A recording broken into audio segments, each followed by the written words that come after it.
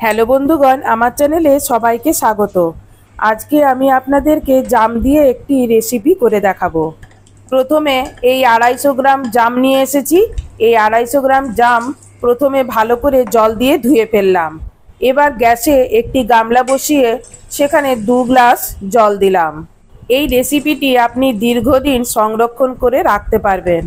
এবার ওই জলের মধ্যে ধুয়ে রাখা জামগুলো দিয়ে দিলাম। একটু পরেই দেখবেন জলটা ফুটে উঠেছে।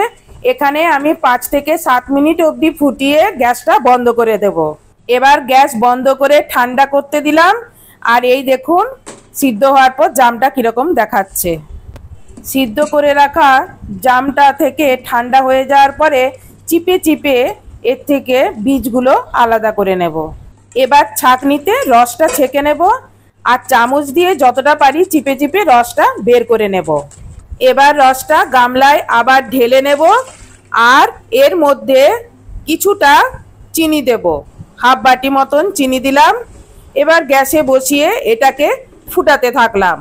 মোটামুটি এখানেও 8 থেকে 10 মিনিট অবধি জাল দিয়ে নেব। দিয়ে ফুটিয়ে ফুটিয়ে তারপর আবার গ্যাসটা বন্ধ করে দেব। তাহলেই এটা তৈরি হয়ে গেল জামের স্কোয়াশ। এবার এটিকে জীবাণুমুক্ত যে কোনো কাচের বোতলে ভরে ফ্রিজে স্টোর করে রাখুন 1 থেকে 2 মাস। এই গরমে যখন শরবত খেতে ইচ্ছে করবে তখন গ্লাসে গ্লাসে বরফ, জিরে গুঁড়ো, বিট নুন আর জামের স্কোয়াশ ঠান্ডা ঠান্ডা জল দিয়ে ওপরে পুদিনা পাতা গার্নিশ করে আর স্ট্র দিয়ে একবার এভাবে খেয়ে দেখুন, আপনাদেরও ভালো লাগবে। কি দারুণ খেতে। এবার আমার ভিডিওটা যদি ভালো লেগে থাকে তাহলে চ্যানেলে সাবস্ক্রাইব আর ভিডিওতে লাইক করুন। আর আমার ভিডিওটি দেখার জন্য অসংখ্য ধন্যবাদ।